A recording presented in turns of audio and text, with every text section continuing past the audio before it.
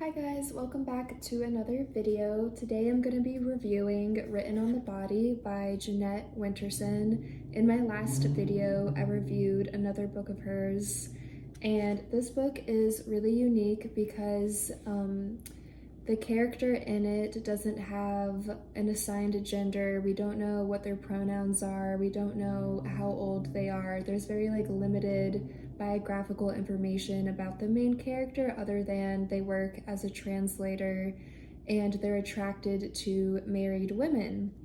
And this novel, similar to the last novel by Jeanette Winterson, it's a scathing critique of heteronormative society and just the institution of marriage in general.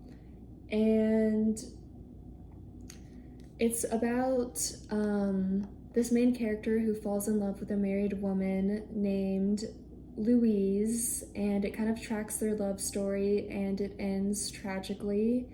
And it's kind of about the nature of passion and unconditional love and also heartache and loss. And this writing style is very stream of consciousness, very poetic, and I thought I could just read a couple of passages that illustrate this.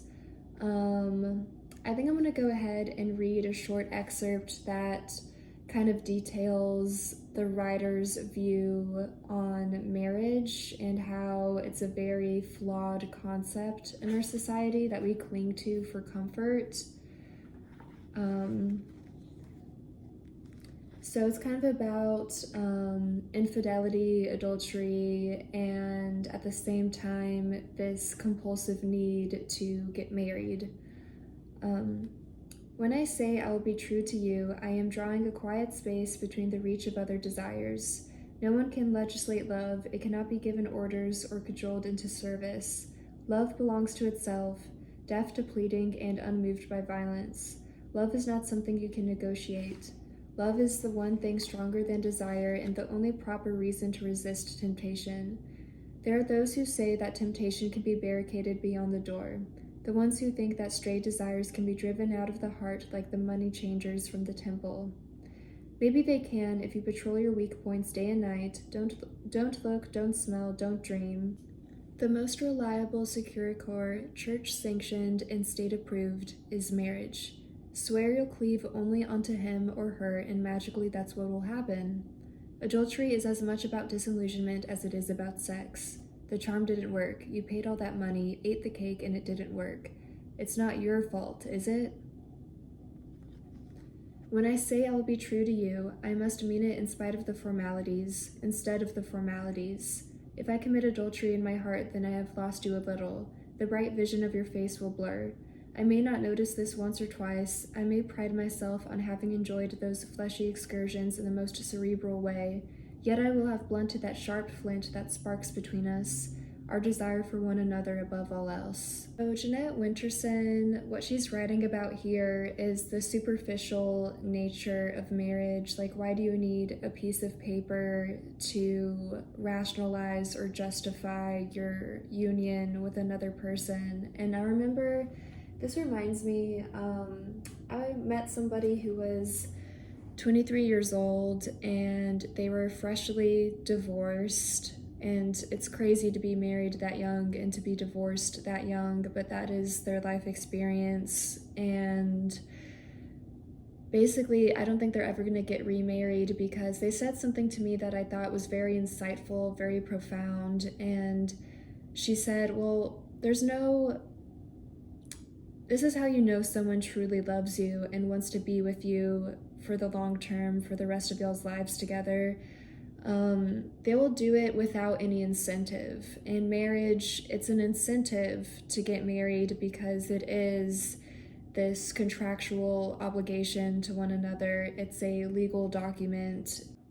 Also, another thought that came to mind regarding this passage is that when we say the words, I love you, and we say all of these different cliches that are supposed to convey affection for one another, they're often very trite and overused, and they don't really communicate the depths of your desire and commitment to another person. And so marriage can be seen as kind of a formality, and I think half of marriages end up in divorce. And so why would you feel compelled to be married to someone when you can have a lifelong partner and never get married, and the love y'all share with one another can be just as profound and enriching as like a married couple's love for each other. I just think marriage is,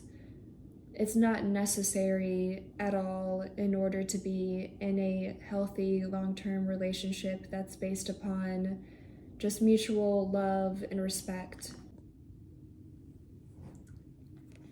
So, towards the second half of the book, her writing style does become a lot more experimental. For example, there's a section of the book called The Cells, Tissues, Systems, and Cavities of the Body, and she kind of gives you the medical definition of different parts of the body, and through this poetic stream of consciousness uses it to convey her love for Louise. For example, there's one about the skin, there's one about hearing, and one about taste and different senses. And through these different hyperfixations on different parts of the body, she's able to explore her love for Louise and every part of Louise. Like on a molecular level, her bond with Louise is incredibly strong. And then, of course, as I said, this is a tragic love story, but there is a silver lining to it because I'm going to read a short passage that really encaptures that the essence of life is relationships. It's the relationships that we have with one another that makes life worth living, because it makes life more generative, more expansive. And when we're not engaging in meaningful relationships, it feels like it's shrinking and that life isn't as nuanced and beautiful as we want it to be.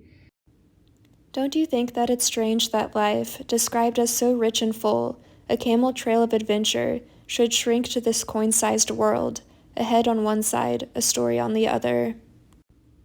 Someone you loved and what happened, that's all there is when you dig in your pockets. The most significant thing is someone else's face. What else is embossed on your hands but her?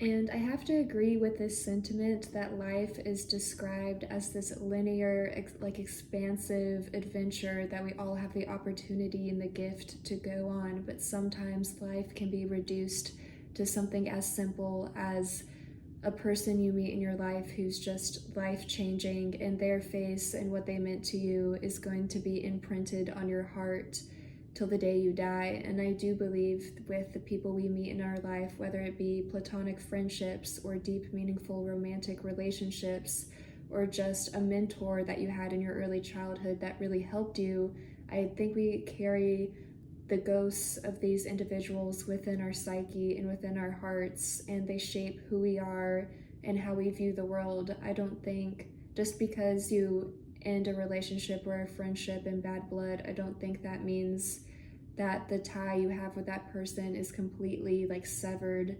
I think you carry a part of that individual within yourself, and it shapes who you are for better or worse. And oftentimes I think it's for the best, because we grow through pain and heartache, and we carry the spirits of these people within ourselves. And when you meet someone, it's like a chemical reaction. Like, I'm an element, let's say I'm hydrogen, and I meet somebody and they're oxygen, and we come together and we make water. And it's just a beautiful thing. And sometimes you can have a disastrous combination when you meet somebody and the chemistry you'll have together is really bad or really toxic and really harmful. And I do believe that we're constantly meeting new people and transferring energy with one another. And I think that's a part of the life experience and what gives it meaning. And oftentimes older people, when you talk to them or they're on their deathbed, You know, they never think about, oh, those cool new pair of shoes that they bought. They think about the most meaningful relationships that they had throughout their life and their family and their loved ones. They don't think about what they had and what they didn't have, you know, in their life.